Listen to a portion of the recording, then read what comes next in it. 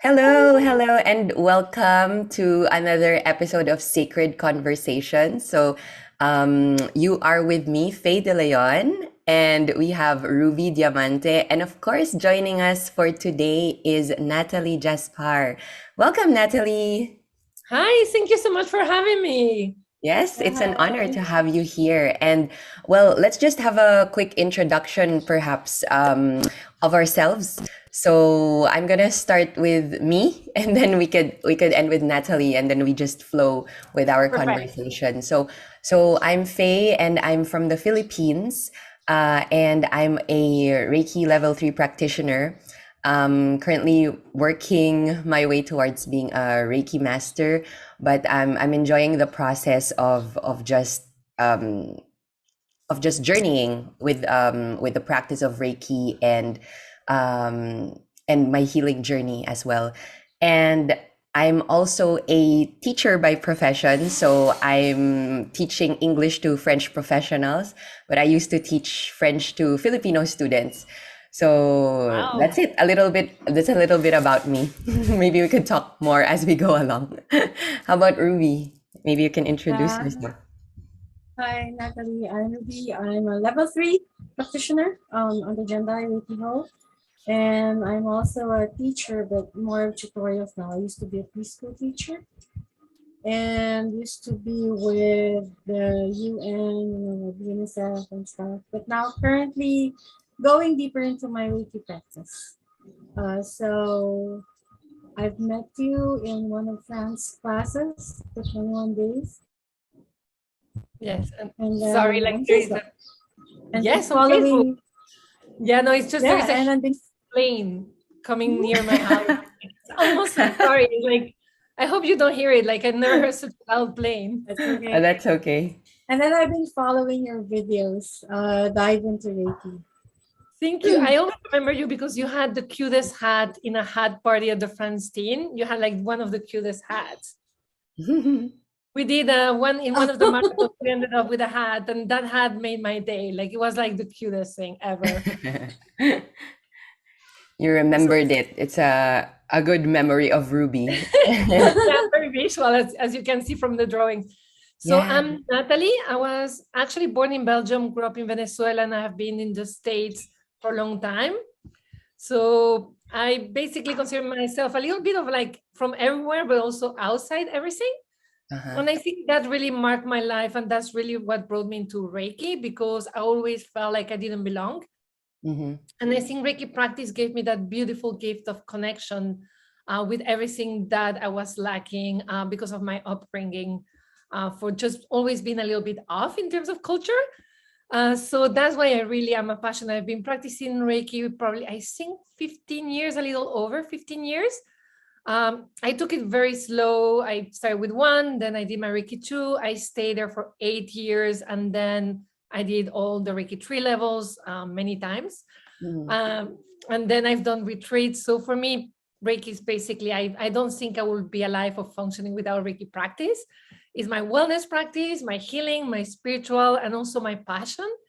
On the side, I'm also a writer. I was a journalist and for entertainment business. And I work in advertising, which is how I pay for my pleasure of Reiki. Like always like that, what really allows me to do a little bit what I want from Reiki. I always wanted to have it as a spiritual practice more than on the Mm-hmm. business side. Right. And then I also draw. I had tough time communicating Reiki at the beginning, again, because I come from advertising. Every time I talk about Reiki, it sounded like a claim, like very Uh-huh. selly. So it took me a long time to find my Reiki voice. So I used to draw and actually found my words through drawing. So hope that Right. was not too much about me. It was a Yeah, I long. mean, thank you, Natalie. Thank That you. introduction was just perfect because you mentioned a lot of things that I'm actually curious about. I would love to talk about with you. Like okay, so let's lay it down first because I had so many ideas popping in my head. But that is so interesting that you mentioned you were born in Belgium but grew up in Venezuela. So it's like uh different backgrounds, different cultures, and you mentioned like feeling like you didn't really belong. And you mentioned that it's also what led you to Reiki. So maybe we could talk about that first. Like how did you start with Reiki? Like I'm always curious to know that about the practitioner. So what is your Reiki story? So how did you come how were you introduced to it? How did you dive into it? Okay, that I don't have the most proud Reiki story. I think like many people, again, I struggle. I suffer from anxiety. I'm very sensitive.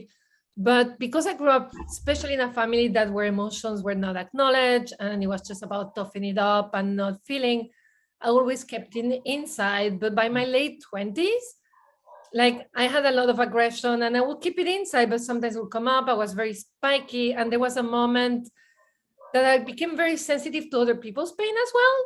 Mm. Like not understanding it was mostly triggering my pain, right? Like I could not stand someone feeling bad or having pain. I felt like guilty about it. I wanted to fix it because I wanted everything to be nice so I could finally relax. And I live in New York City. That is impossible. Mm. People are real people. My friends are real people. That was impossible. So again, coming from a family where we didn't talk about things, there was no, like going to a therapist meant you were crazy. Like, it's probably not a lot of wellness. The only spiritual side was very religious, Spanish Christianity, because my mom is from Spain. Okay. So it was also something I didn't identify with because it was very much about rules and do this and don't do that. So I was kind of a Scorpio rebel. Okay. So by I can 30, relate. I was exploding. I was like, I just started to struggle. And then I also didn't want to face my crap the real way, like going to therapy, which I did later after a year, but Mm. I was really exploding. So I wanted healing. And I didn't know anyone who was really into wellness at the time. We're talking early 2000. The internet was starting. And most of my friends were into advertising, production. So that's not a very healthy mentally environment either. Mhm. Probably martinis is the wellness relaxation technique at the time. It was here in New York. So I Googled healing and I literally Googled healing, energy, whatever, and Reiki came up. And I was like, "Ooh, what is this?" I had never heard of the word Reiki. I had no contact with Japanese culture. I actually at the time was in love with the German language. I was on the other side of the planet. I'm like, "Oh, what is this thing called Reiki?" And then they sold it like this magical, wonderful thing that said, "Natalie, you just touch people and pain is gone, everything, like it heals. You become a healer." So you're telling someone with some self-esteem adaptation problems that she's going to be a superhero? So I was like, I'm in, right? But then again, I am Belgium, so I'm a little bit cheap. And at the time, I was making very little money. So I'm like, okay, very practical, like a Reiki teacher near me that I can afford, and I want it now, right? So really, you can. I'm saying I'm not really proud of my Reiki story, but again, I really believe it's better to be honest because a lot of people probably have that issue as well. So I found this woman, and again, the internet was starting. There were not a lot of Reiki masters in New York. And the only other Reiki master, she was a very tough person. It was recommended. It's like, I'll see that if I'll take you, and it's like $500. I'm like, and in 2000, $500 was like the equivalent of probably 2000 today. And I was like, what? No. So I found this lady, $150 in a 4-hour class. I'm like, that's it, So I'm like, I go there 4 hours, I pay $150, and I'm like Supergirl. So I go there, and this poor woman, she's shaking, like she's very uncomfortable. And then there is another woman, it's the two of us for the class. They bring me into the room separately. And she says, I'm going to give you the initiation, the attunement, and that is very sacred. She doesn't say very much else. She has her manual and she goes step by step. She says, close your eyes. But again, I'm a Scorpio and I'm come from being a reporter. So I have my eyes slightly open. And I see these poor women struggling with her manual and doing some movements. And I'm like, what is this? I'm like, I feel like I'm in a Woody Allen movie, right? So she does her things. I see a little purple. I'm like, then she teaches how to do treatment on each other. These are the hands position. She gives me a really bad printout, homemade printout of a certificate no manual. Okay, not even a manual. And she says, that's it, you're a Reiki 1 person. So I leave all excited. I'm going to touch everybody. My mom who has pain in the arm, all my friends, no more problems. You can guess how that went. We're not going to go into detail, right? So I had no idea what this was. But what happened is, even though I did a really wasteful training, the interest for Reiki stayed with me. And then sometimes I will feel my hands hot and cold. I did become even more sensitive to crowds. I never been a crowd person. Like, what is this? So then 2-3 years after, and then I also learned my lesson: never try to do Reiki on your family if they don't believe in Reiki and they think it's witchcraft, because it's not just about you. It's just not gonna work. Okay. So after 2-3 years, I took another Reiki 1 and 2 class, the combo on the weekend. And that was a very strong experience. It was more of like the William Rand lineage. So it was a little bit more psychic and a lot of here's the symbol, tun, tun, tun, and then you find your keys. And at the time, it didn't feel out of place with Reiki because I grew up in Latin America. Okay. So I'm like, oh God, yeah, I do this symbol, this, that, boom, bam, spell, I get my things, right? But I did have a beautiful experience. That lady, and I may not agree with their teachings right now, but honestly, they really made me fall in love with Reiki, right? And that woman had a beautiful, compassionate energy, which is always a good reminder. We all go to the same place, no matter our style, right? The lineage. Right. So I ended up crying on the floor, all of that. And I fell in love with Reiki then and there, but they never told me I had to do a self-practice protocol. Okay. Like the 21 days, after that. Yeah, do it if you want. But all the focus was, and again, that's what I was looking for. So in a way, I got what I wanted. Treatment on others, psychic surgery on others, chakras on others. Right. And then when you skip very fast from the first level to a second level, it was all about hovering, right? Because you're Reiki 2 now, you don't touch. So I started giving sessions. I practice. Once I get into something, I'm very stubborn. So I started giving sessions to every friend and the friend of friends. Okay. And then I had a lot of experience. And what happened is my practice was probably a little bit draining me, a lot of issues a lot of people have. And I was like, okay, I get this message. Should I do this or not? But I started feeling like it became almost like a psychic session. And that was frustrating for me because I don't want, sometimes I don't get anything and then people would get very upset. And I really felt like I didn't have a grasp of what the practice was.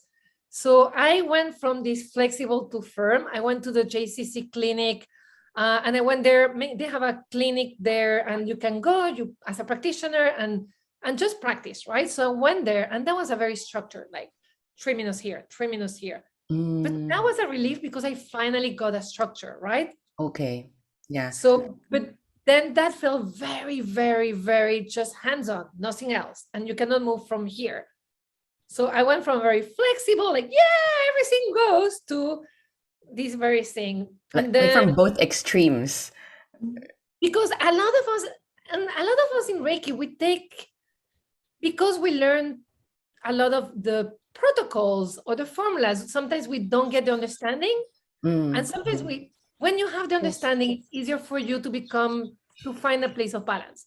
Right. And again, also, you only find what is right for you when you try many things, unless you're very lucky and end up with the right teacher at once, which some people do because they do their research, not like me. But again, the reviews. And then I stick to Reiki 2 for 8 years. And then I finally realized, I want to go deeper. Yeah. Perhaps teach. And then I found a wonderful woman who actually had done Western and Japanese Reiki, which I didn't know, but I basically wanted someone who will be mentor. If I had a question, they will answer. There was a long-term commitment that would not be a number with 25 people and then you're off and I don't even remember you. I wanted someone I could really have a relationship. Her name was Deborah Flanagan. And her class was really good because she gave me really the professional training for a practitioner. She wasn't very comfortable teaching how to teach, but we learned the tune and all of that. But she put into my hands a wonderful book called The Japanese Art of Reiki by Francine. And we all have a different style. So this is not that the Francine style of teaching, which is honestly very close to Japanese traditional, was better or worse, but it was I was home. I finally made sense of Reiki, what I have been looking for probably 9, 10 years or 8 years. I'm very bad with counting years. It's just like I read it. I'm like, oh my God, this is what I felt was right, but it was so not like the way I learned it. Right. Very simple, very minimalistic, very much about repeated practice, and very respectful and empowering of the other person, right? Because obviously after getting into it by wanting to fix everyone else, I realized, okay, this is wrong. Me too.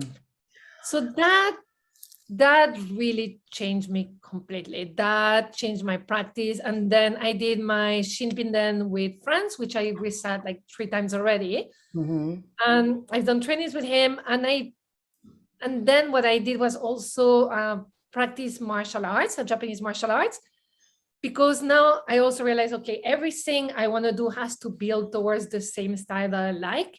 Okay. So really getting deeper into spiritual practice. I went to a Zen monastery in Japan to learn a little bit about Buddhism, which is, and again, the Zen is probably not so much at the root of it, but it's the very simple style that I realize I like. I like things very clean, simple, and repetitive. So that also helped me build into my Reiki practice. But what I feel was when I finally found my Reiki home, I learned, okay, you need to discern. Like you can train with many people, but you need to have a filter. And I think once I found my filter, everything I do builds on it. Right. So right. sorry, that was a longer story. No, No, I mean, it's very interesting. yeah, it's very interesting. And what struck me the most with your story was your Reiki home, like finding your home, like feeling at home with your practice. I totally agree with that because I mean, starting out, by the way, your story, you were saying that it's not the best Reiki story, but I think, I mean, all of our stories are really amazing, like how they unfolded. Like I mean, for you, probably it was somehow a random search on the internet. I could pretty much relate to that because my story was also very random. Like a friend of mine asking me, "Hey Faye, do you want to take a Reiki class?" And then I said, "Oh, what's Reiki?" So I didn't really know too. But I mean, I noticed that, I just end up being where I'm supposed to be. Or like I don't in my life, like I don't plan anything. Like I plan some things, but I don't really plan. I'm not like other people, like, okay, I want to be like this and I will do this. And then this is my plan after 3 years or 5 years. So I'm not that kind of person. So I just really kind of go with the flow. That's what I noticed. And then I just end up being there. So it's a pretty cool story. And going back to what you said about being home, I think that's really the essence of the search and the journey that you also had, right? Because starting out from, okay, I need healing, so I wanna do this, and then you tried with different teachers, and you really practiced it, and you went from one extreme to the other, and finally finding that balance and finding that home, that sweet spot of, okay, this feels right to me, right? And I feel like it's a very important aspect of our Reiki practice, or anything that we get ourselves into, right? Because especially if it's a lifestyle, if it's if it's a lifestyle like Reiki for you or for us, you have to reach that point of understanding and that connection that, okay, Reiki is a practice, Reiki is a system. We have rules, or we have things that we follow. It could be rigid, like what you explained earlier, but at the same time, it could also be all over the place if we don't ground ourselves, right? So I love how you put it, that finding your home, it's like finding a balance of the practice, being more connected to it, like knowing yourself more also with the practice, and being able to carry it out as a lifestyle, right?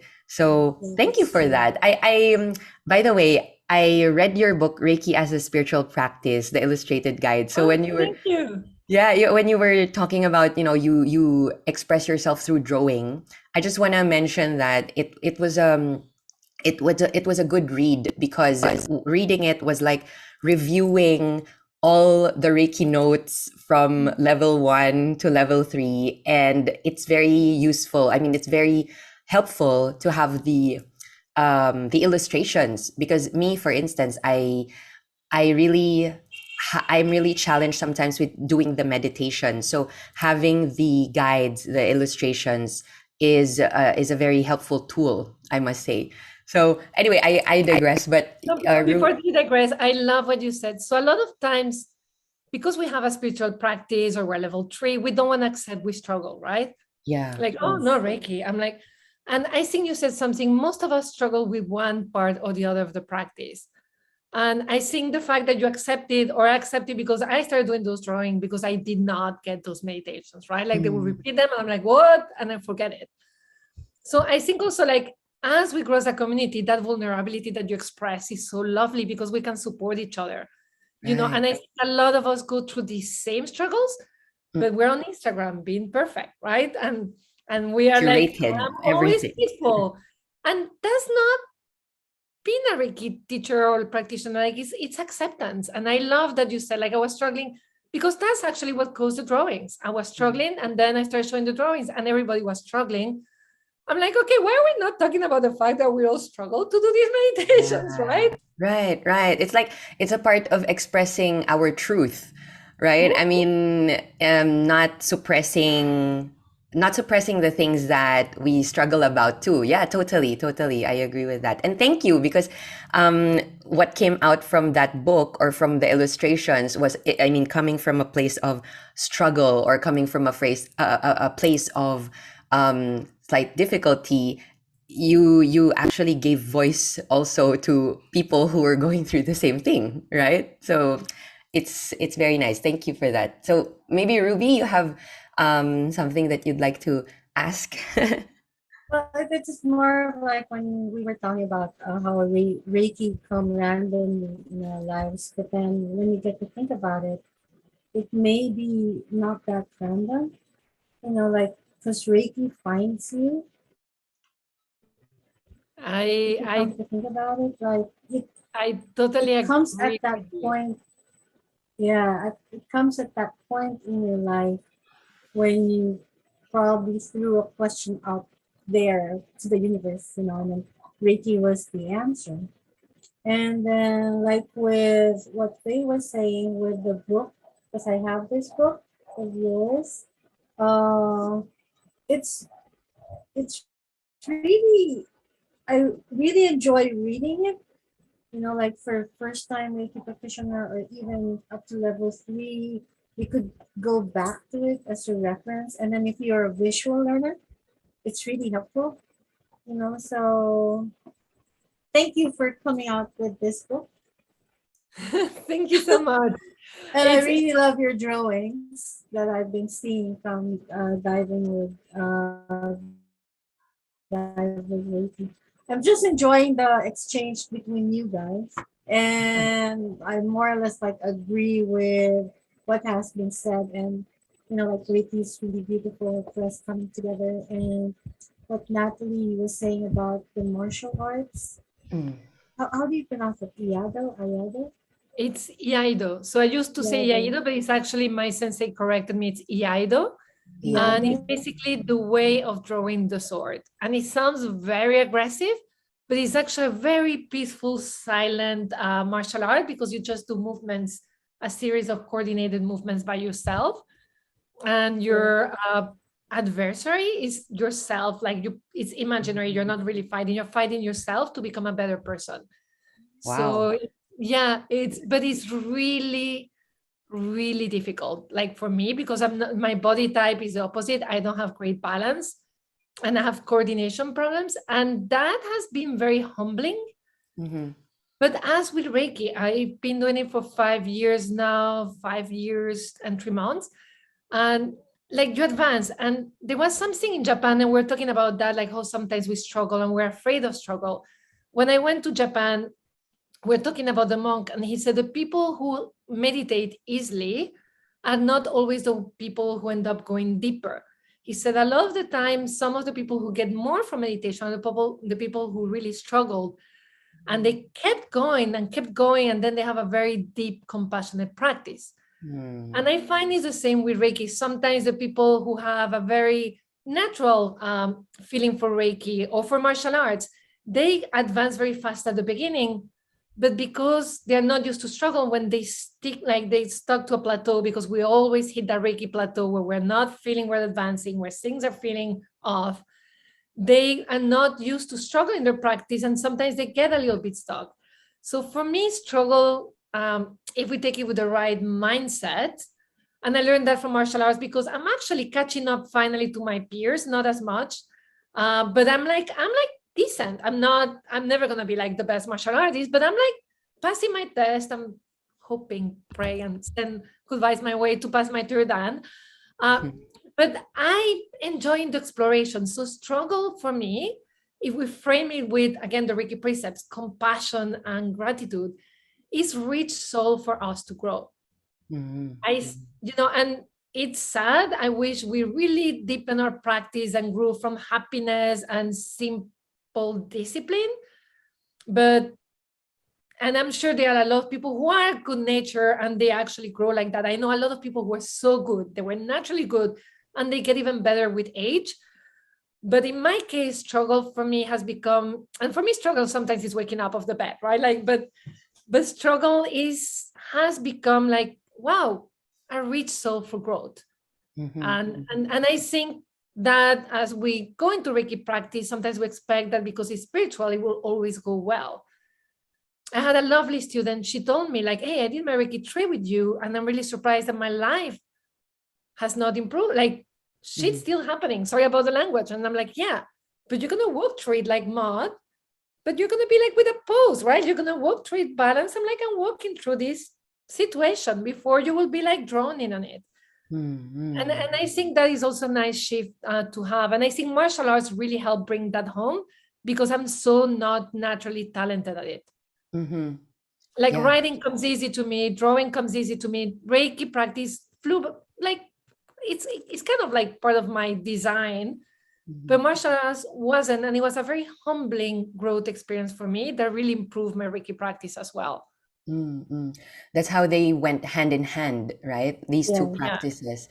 That's a very nice question, Ruby. I love what you said, Natalie, about Lido, right? Lido being Lido. Yeah, it's a difficult name. Yeah, and it's being it's also a spiritual practice for you. It's like an application of what we learn in Reiki, right? Basically embodying the precepts and being kind and loving to yourself, right? And I love that statement that it's a rich soil for growth, right? Struggle is a rich soil for growth. That's a very quotable quote. And I think that is a very good reminder. I mean, to Reiki practitioners who will be listening to this or who are listening to this, it's a nice reminder for us to that it's not just a facade, like doing Reiki practice. It's not just, okay, like what you mentioned, I'm a Reiki practitioner. It should be smooth. It should be like this. It's a lot of shoulds, but it's actually embracing who we actually are, for all the shadows, all the light, all the dark and the light side of us, right? So that's wonderful. So with this martial arts practice, I have another question. Like, what can you say about Reiki as a body, mind, spirit practice? Like the connection of body, mind, and spirit. Because, what I feel most of the time is, or like, how do I say this? Like a general picture probably of people. Maybe when they hear about Reiki, they think it's like, oh, it's woo woo, or it's like it's high up there, or it's a highly spiritual practice, whatever that means. But I really also want, through the conversations here, I really want to show people also, or for people to realize that it's actually aside from being a lifestyle, it's also the connection of body, mind, and spirit, because we work on the different levels of ourselves, right? Not just the physical, also the emotional, mental, and spiritual. So it transcends all levels. So maybe you can dab a little on that. So what can you say about Reiki being a body, mind, spirit practice? And maybe share your experience as well. I love that that. question. Yeah, and yeah, I love that question, and I'm hearting both of you so much right now for bringing this subject. The first thing I would love to preamble is, I think at least in the United States, a lot of times Reiki and I think spiritual practices or energy healing practices are very disembodied, and I'm pronouncing that word very badly. But it's almost like an escape from your real life where everything's happy, energy manifesting, and it's really into what I would call heavenly energy, right? And I think part of it is because heavenly energy is it feels very high, is beautiful, is, if you believe in angels, it's very angelic, according to your lineage, or it's just like, it makes you that feeling of being very connected to everything. Right. But what happens is we cannot, if you live in everyday life and you want to be able to pay your rent and eat healthy and do your things on time, which is a reality of life, sometimes we may resent it. But the truth is, we need to put our weight into society to be part of our community and at least to shower and sleep and eat, right? And so we need that balance of the body, of the plane, of the earth energy, right? And I think more and more that grounding part is coming true. But beyond, obviously, mind and body, but that balance between heaven and earth, body and mind, is what makes Reiki practice really work.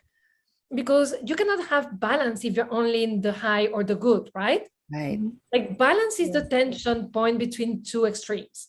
So a lot of times we want to always go to the spiritual, not the body, and just be there, but there is no balance there. So ironically, when we embrace both the body and the mind, we find balance. And I think also, again, my culture is very Western. I grew up where the body was sin, like the body, all the temptations, all those things were very body-based. And that is also because, again, half of my family comes from a more traditional background in that sense. The other half were crazies, but, they didn't have any spiritual, they were just crazies. But so there is that feeling that if you want to be spiritual and pure, and I'm going to use that word in quote marks, but there is this desire for purity. And it's usually not linked to the body, or when it's linked to the body, it's very restrictive, right? Restrictive in terms of like what you eat, what you do, what you cannot do or not. So I think what martial arts brings into an easier way to understand the Reiki practice, even though hands-on healing is really bringing that union literally, is that there cannot be enlightenment without a union of mind and body, and it's not sustainable, right? Like the magic happens like when these two come together with acceptance and like completely one, where if not, if you're just in heavenly, you're still being non-dual.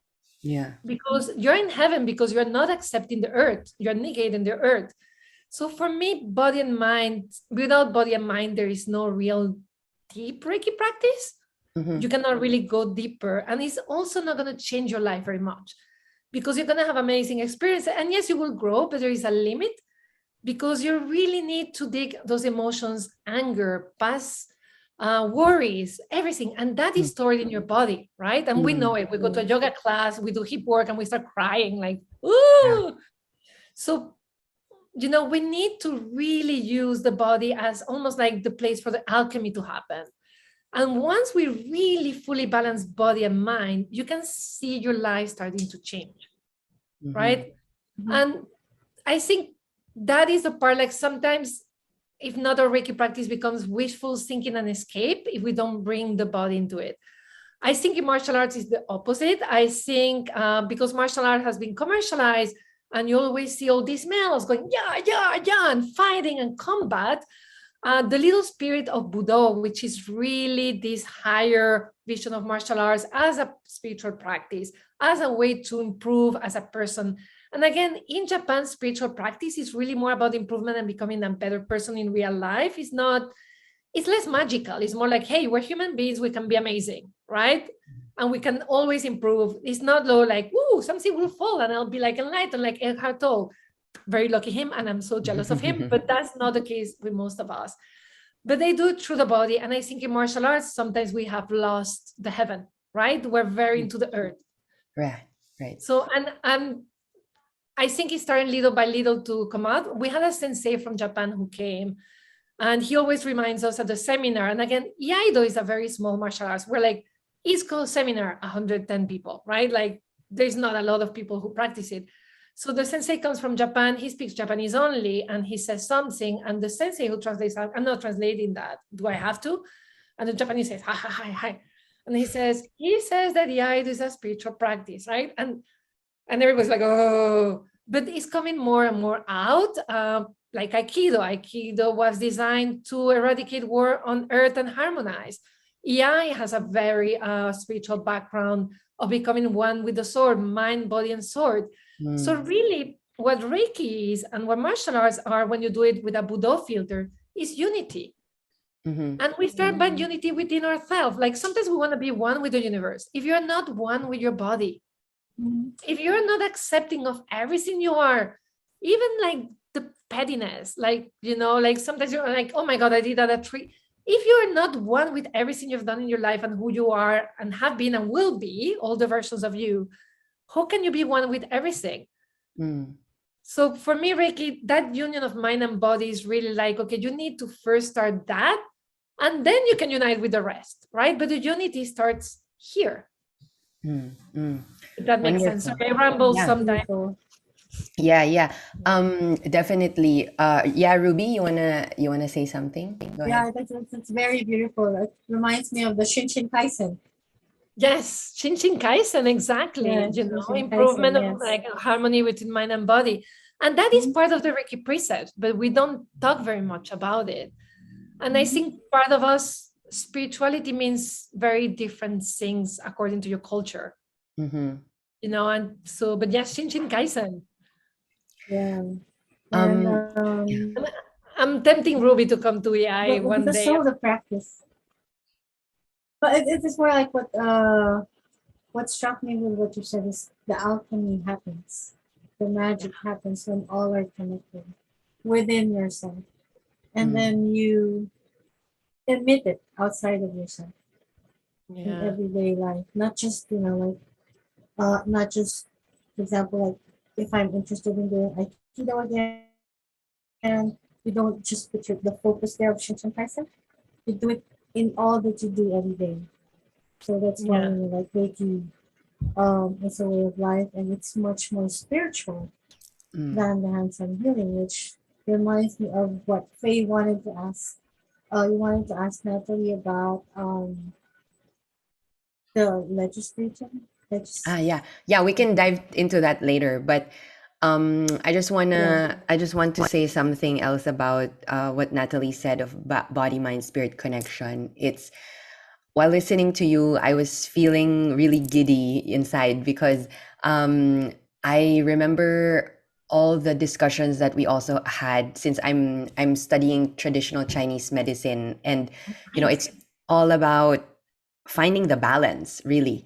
So I love what you said, that if we stay in the heavenly level all the time and forgetting to ground ourselves, like having this balance of, okay, we're human beings, we are cosmic beings, and at the same time we're also human beings, where we have to have that balance between heaven and earth and alchemize that in our body, right? So I love how you put it, like maybe through the practice of Reiki, through our practice of Reiki, it's knowing ourselves better, physically, emotionally, mentally, spiritually, like having this place of knowing, of coming home to yourself, and also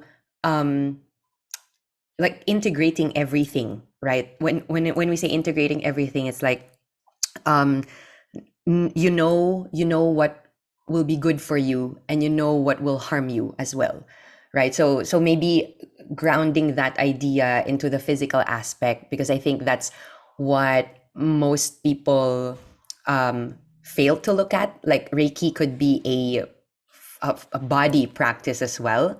It's not like body work like when you do martial arts or when you do yoga, like asanas, but it could be considered body work in some level, in the way that we make our choices in terms of how we take care of our body, right? So like feeding ourselves or nourishing ourselves well, doing self-care, whatever that is, or whatever that we need in that sense, choosing to do activities that would benefit our body, our physical body, right? So I think that's a way that Reiki also helps us ground ourselves more in the earthly level, right?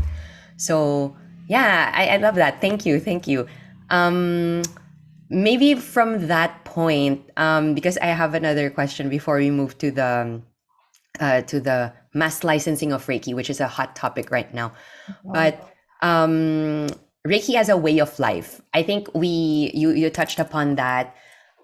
We talked about body, mind, spirit connection through Reiki, and now I'm curious, like integrating Reiki in your everyday life. I think this is a very nice question, a very nice topic to talk about. Like Reiki, yes, it's a practice, but it's also could be part of our everyday lives, right? The way that you conduct yourself, the way that you make choices, everything. And I'm curious, maybe you could share about how you ground the practice of Reiki in your everyday life. Like I'm sure practitioners and non-practitioners would be happy to hear about this. Like, for example, you mentioned that you have your advertising job, you have other activities aside from Reiki. So how does Reiki play? What is the role of Reiki in your life right now in integrating all of these? I'm having the biggest girl crush on you two today. Like you're really like touching my soul with this question. I love your question, especially because at the beginning, I remember Reiki will be on one side and my other life, right? I was like in the closet. And I work with a priestess meditation, but they were separate. Like I was also more into hands-on healing. I was just starting to meditate and all of that. And I remember the moment that changed. I was going to a job, and it's in my book, the story. And I was hyperventilating because I was blocked. And I just sat and meditating with the precepts, right? Like, do not worry. And I calmed down and I got a huge insight about myself and how I was handling the situation. And I was actually the one at fault. I was not listening, right? But it came in such a compassionate way that I'm like, oh my God, what I haven't been integrating things. And that started for me to integrate my life and Reiki. So a lot of people say, hi, Nathalie, you should not say you do advertising. You're a Reiki teacher. I'm like, I'm actually a better Reiki practitioner because of advertising, right? I don't know if people are familiar with advertising. Yeah, I'm a creative. I'm not even like on the production or administration side. I'm like, it's a very subjective, very ego-driven, including mine. Sometimes very nice, sometimes very nasty. Like it's a very challenging, stressful world, long hours, short times, a lot of very special people, but it's challenging. And I realized what made me grow up more in my Reiki meditation practice was all my struggles in advertising, all the stress, all my insecurities, right? I present a bunch of creative campaigns, nobody answers. You have to wait one day. Like, you're going to be like, they like it. Like, I'm human. I'm like really human, like in that sense, right? But so for me, advertising has become, we're talking that rich soil for Reiki to grow. And what I realize is like, if you can have a Reiki practice or a Reiki spirituality or whatever you want, but if you don't, you need fuel for it to kind of like distill growth in yourself. And that fuel is your life, right? And that fuel is that relationship you have that is not working, or suddenly like, why am I repeating the same person and I'm dating the same person with different names 3 times in a row? Right? We sit down with the preset, we sit down with our body. Where am I feeling? What is this coming from? So Reiki is self-exploration and growth. Right. And your life should be the material that fits that growth, right? It cannot, for me, you cannot, now I'm practicing Reiki hands on, hands off. I respect that point of view when you see it more as an energy healing or more. But for me, it's really my spiritual daily practice. For me, the biggest growth has come from do I dare to quit my job when I realize it's toxic, but I'm really scared of leaving, right? And I go freelance. I'm freelance. Like some months I have like this month where I don't sleep and some months I don't. Can I handle the worry? Can I? And then when you're dealing with people who don't have a spiritual practice and they're advertising, can I be compassionate? Right? Isn't this a beautiful practice to be the person? And I'm not always centered, but most of the times I'm very centered and calm. And people say, well, you have such always lovely attitude. And then when I lose it, they allow it because it's once in a while. But isn't it beautiful to bring the fruits of Reiki practice to environments that don't have it? Right? Right. It is beautiful. Yeah, go on, go ahead. No, it's funny. I remember once I was in a shoot and people were freaking out. You have like hundreds of $1,000s and the time runs and everybody's really stressed. And by just sitting there centered, I do a lot of Joshinko Kyoho all the time. Like I basically spend half my day doing Joshinko Kyoho, just the breathing. Yeah. And you're doing Joshinko Kyoho and suddenly everybody calms down. And whatever the result of the work is, that's not really an important thing. But the fact that you can remain centered and by yourself, again, self-practice first, be the anchor for others to have a little bit of a better day. That for me is the meaning of Reiki practice. It's not becoming a better, I'm not going to reach enlightenment. Like I kind of gave up on that a long time ago. Well, not so long, but I did give up. But for me, it's like, can I live life to the fullest? And can I make the people who surround me, the people I care, their day a little bit better? And that for me is Reiki practice. So people may disagree or not disagree, but that is my expression of Reiki practice through the precepts, to hands-on healing, through my Joshinko Kyoho, can to make my tiny little world a little bit brighter every day. And that's it. That's as much. I'm already happy. And that doesn't happen every day, but the more I practice, I can see that it does bring, you can see the fruits here and there. Yeah. And it's not like I'm looking for it, but I'm a lot happier than I was. Like, and I have my bad moments, but when I have my bad moments, I'm still centered. I'm like, oh, I'm having a bad day. Okay, I keep on going through my day. It's less, I don't know, life is richer, a little brighter. And I don't know, and more loving and compassionate. It's just, right. I feel all warm right now with that answer, because it's the same reason why I love Reiki. Like I've come to love Reiki, and I'd like to say that getting to this point also took a lot of time and practice and embodiment of the precepts, and it's like discovering really that Reiki as a tool that we can use in our everyday lives, not just through hands-on healing, like feeling all calm and relaxed. Yes, of course, that's part of it, but it could go deeper than that. It's more than that, like living your life to the fullest, like what you said. It's actually as you discover more about yourself, and like our world around us is a reflection also of what's within us, right? And having that space of remembering who you really are, having that space of discovering this oasis or this peace within you, or this beauty within you, or that life could still be beautiful even with the noise around you.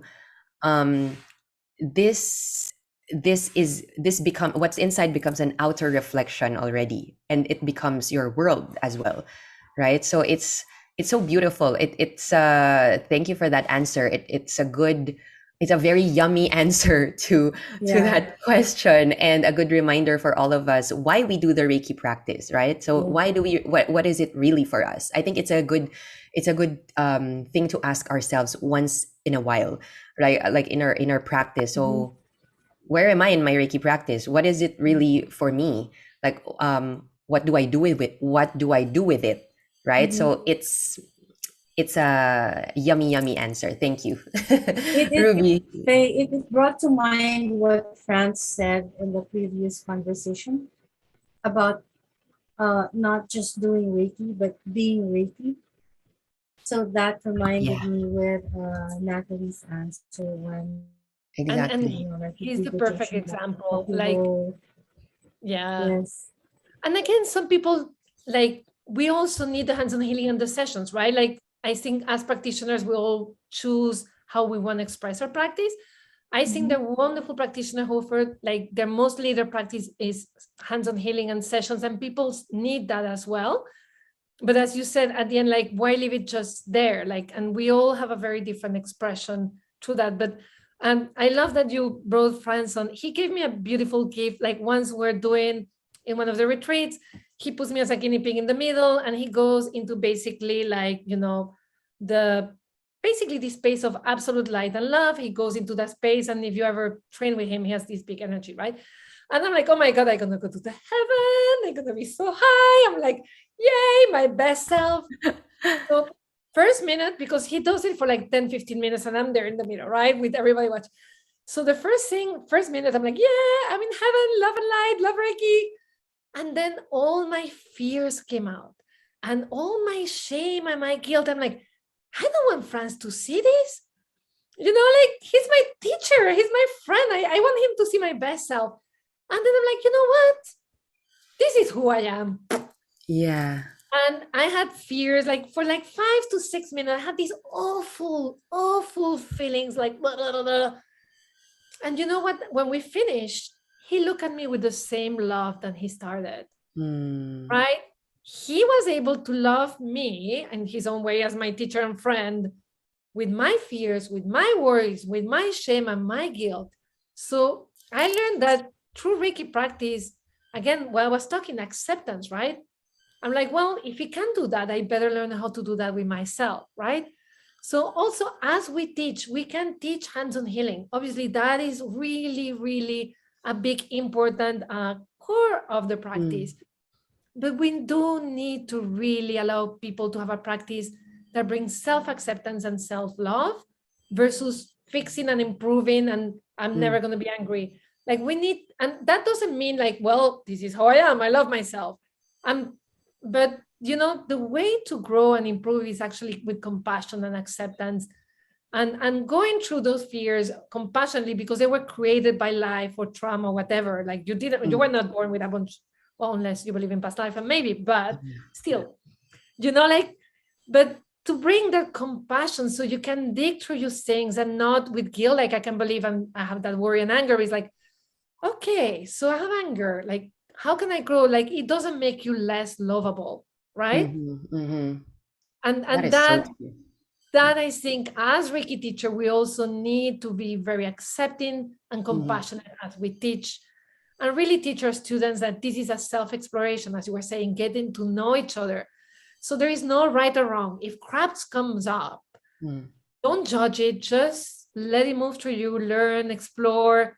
Don't judge yourself. Like, Exactly. Yeah, We've I so think a lot beautiful. of, true, a lot of people already had that dose of shame and guilt, that sometimes they're not even aware of, right? Mhm. And I think it's a really a breath of fresh air to have that love and compassion, to come from that place of love all the time, as before even dealing with other people, first of all with ourselves, right? So which Reiki practice allows us to do as well, like to cultivate that love and kindness for oneself. And eventually, as we deepen that practice and our connection with the divine within us, it also allows us to have that same love and compassion to others, right? So that's why I think really having that maturity of the practice, or making it, or integrating the Reiki practice in our lives, it's really, the reward is really having that loving, compassionate energy that is priceless, right? yeah. It's really what would make the world a better place. I mean, it sounds cliche, but it is like that, right? Yeah, true, true. Like, Ah, it reminds me why the level one is really important. You know, feeling oneself. That's mm, where that happens. And because sometimes people want to rush to level two mhm. without actually going deeper into the level one of Reiki practice. And so really, really beautiful. Thank you, Natalie. You know, Yeah. I got teary-eyed actually when you were talking about, you know, like self-acceptance and, you know, like how it happens to you Mm. and, you know, like your friends. It's just, That yeah, it's that's totally why emotional about it. I also like I also love it that you mentioned how you took the classes multiple times, Natalie. I think it's good to put it out there that, Mhm. sometimes I would encounter people who would go through the classes very fast, in a very fast pace, like, okay, I want to reach this level, I reach this level. I mean, of course, no judgment on that. It depends on the person. It's a personal thing. It's a personal journey, we can say. Mm. But I just want to emphasize um how nice it is to know that um it's it takes time too, like in any practice that we do. Sometimes we're a natural in it, sometimes we're not, sometimes we are, but we still need time, like it's really like uh, cultivating something. So you were mentioning about a rich soil for us to grow in, and like I imagine ourselves as a seed, planting ourselves there and taking our sweet time nurturing it without really rushing it, because it has its own time. The seed has its own um, pacing, so we can't really rush things, we can't really force things, but we just allow it to flow and to grow. And that's it. So I think that's the that we could also liken that to the essence of our Reiki practice and the essence of life in general, right? Mhm. So it's beautiful. I love this conversation. Yeah, I know. Me too. so I have two so Reiki sisters in the Philippines now. yes, yes. And by the way, maybe we can move on to, because we have a few minutes left in our hour. So um any thoughts that you'd like to share? Because we've heard in the Philippines also about the mass licensing of Reiki. So we're going to shift gears a little bit. So we were talking about the beauty of Reiki, how we integrate it. Now let's talk about the a pressing issue that we now have in the Reiki community. So um, what can you say about it? Maybe say something like an introduction of what's Yeah, happening and what is our call to action. okay, so what's happening, and I don't know in other countries, but here in the US, some states, and I think they were voting this week in Massachusetts to really license not only Reiki, but Qigong and a lot of energy work. And basically, what will happen is that a board of people who we may not even have one Reiki practitioner included, because it's going to be like 4 people, will decide a curriculum of what you can teach, which probably, again, won't match all the 150 different lineages. And then you will have to pay for a license, probably some additional courses. And if you teach, you will actually also have to leave a bond of $5,000. So for me to keep on teaching Reiki, I will have, like, in 1 year, maybe the other years it will be less, but we'll have to pay $8,500. For most people who have done Reiki too, and they have tried to make money out of Reiki, they know how much that money means for a Reiki practitioner. We don't get into a Reiki business to become millionaires, right? So the excuse they have is licenses will give credibility and stop human trafficking. Uh, Honestly, like, there are not a lot of traffic related to Reiki. And if there are, is in New York, where everything is related to trafficking, like it could be anything. But it's a big issue, because then if Massachusetts wanted, 7 more states will roll it. Mhm. And basically, you will have to go through the hoops and pass these exams and practice the way it should be.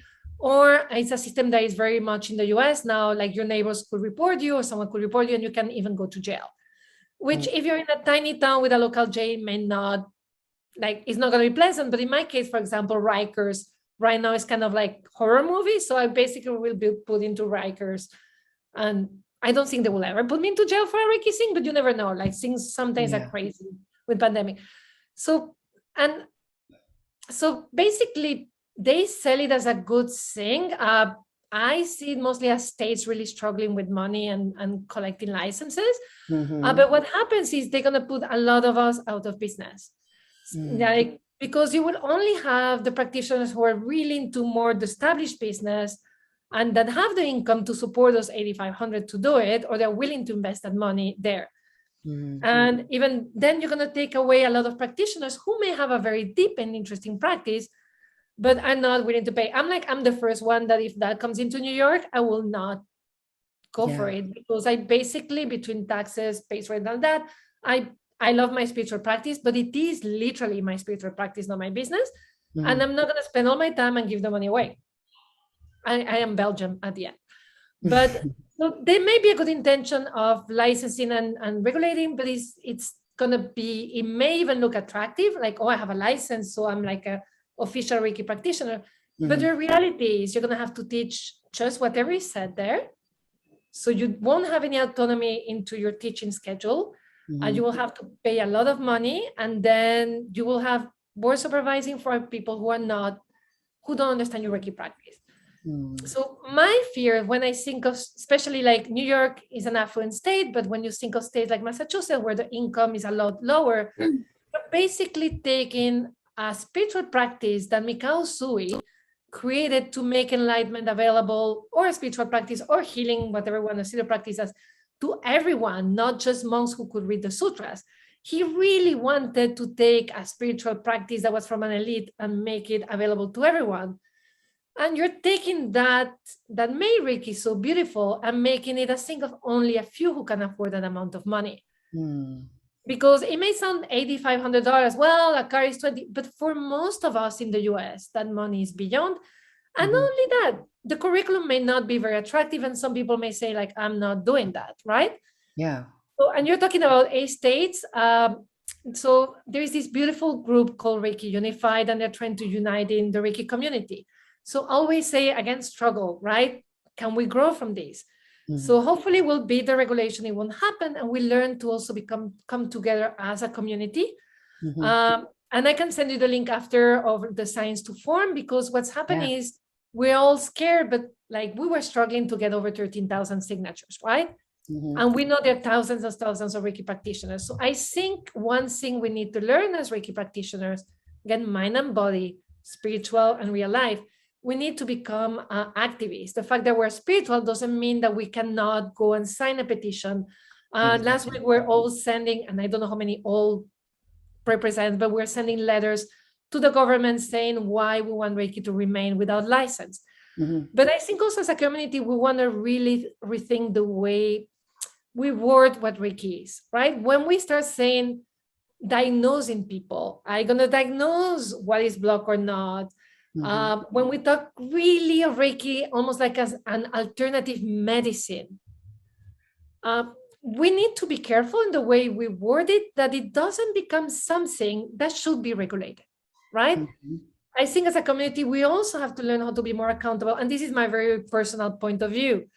We need to understand that when Mikao Su created those clinics that were healing people from very heavy sickness, those people had 4 practitioners, 8 hours a day, people who practice all day Reiki, right? We cannot promise as practitioners that 1 session a week by a person who just got a training will give that same result Mikao Sui's clinics gave in Japan 100 years ago, right? We have to become more accountable in the way we communicate Reiki in the future to prevent these things from happening as well, right? So I don't agree with any of that, but I do think, and I think most of us in the Reiki community communicate clearly, but can we always keep in mind, this is a gift and we have a freedom that we need, every freedom has a responsibility. You need to be slightly accountable to be able to have that freedom.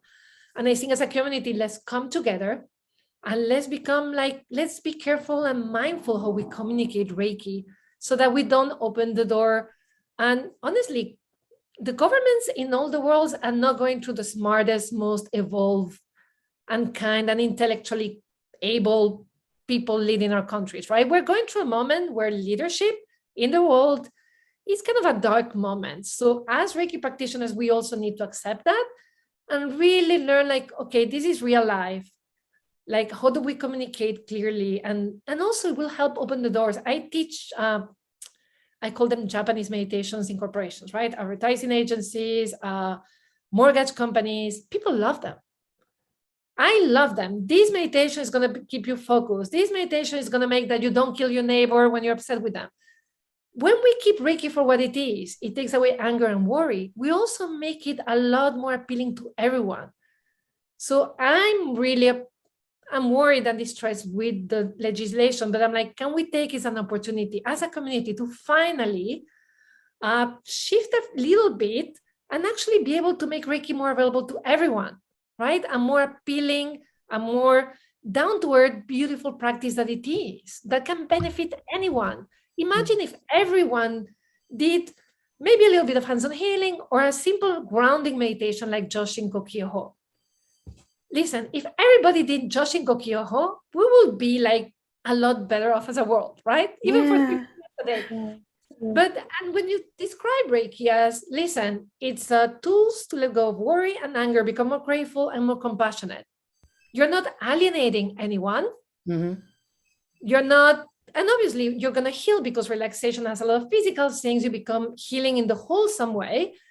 But like, and obviously we can push it further, but like, I'm keeping it like, I'm just giving an example. How can we communicate also not opening the doors to people who are actually trying to regulate or get more money for the state?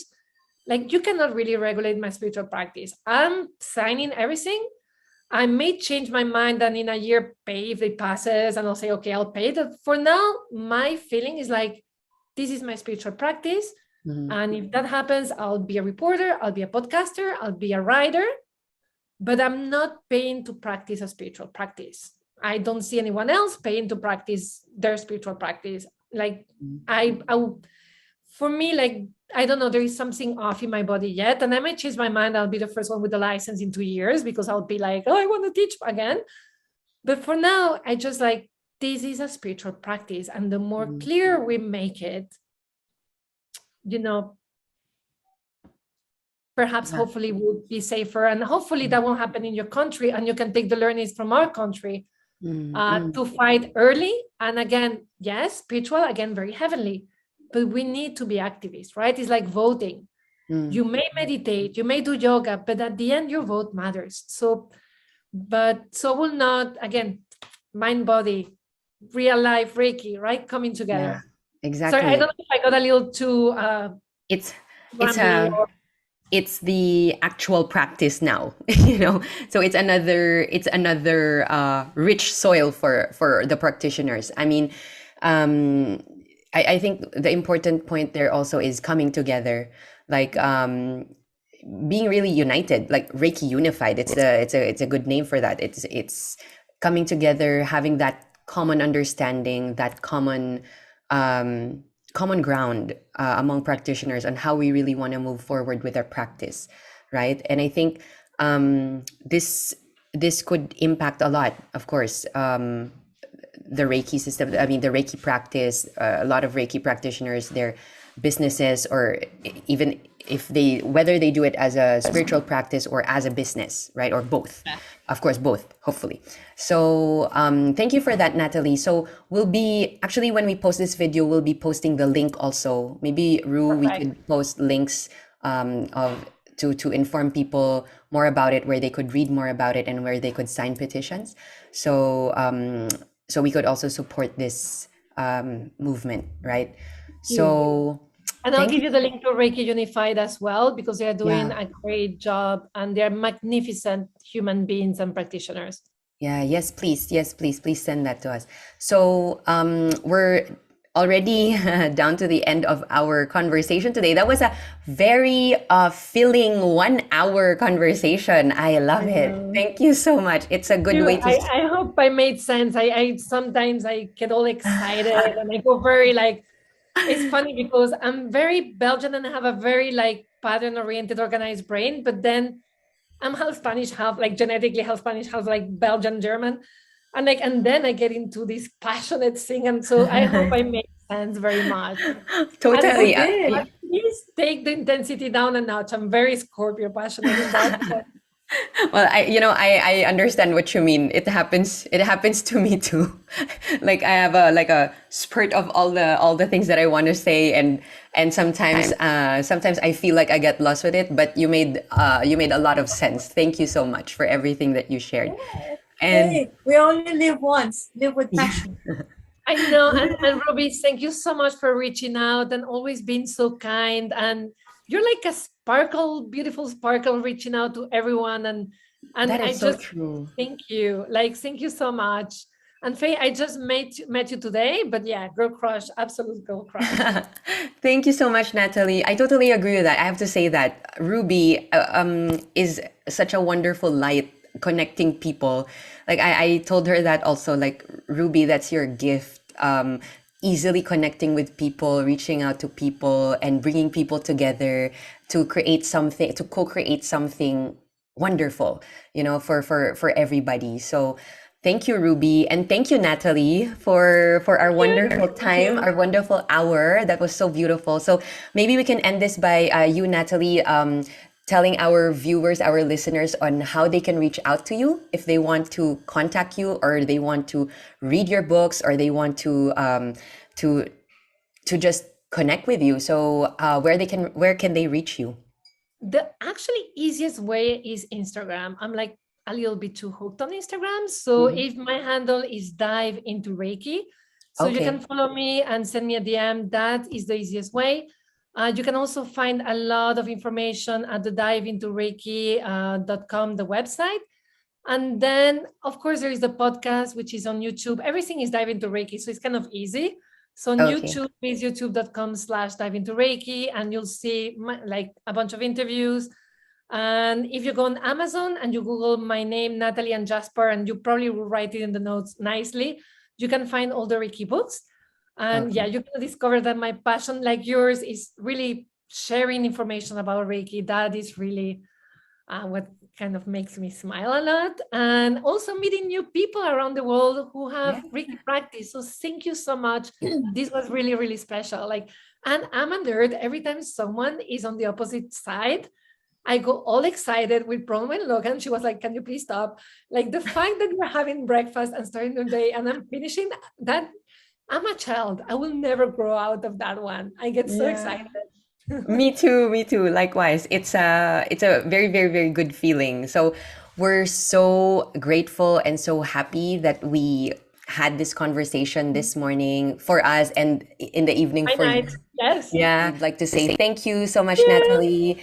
And thank you to everybody who's listening. And we hope that you picked up a thing or two or more from this conversation. A lot of very nourishing ideas, and it's a nourishing discussion. Thank you.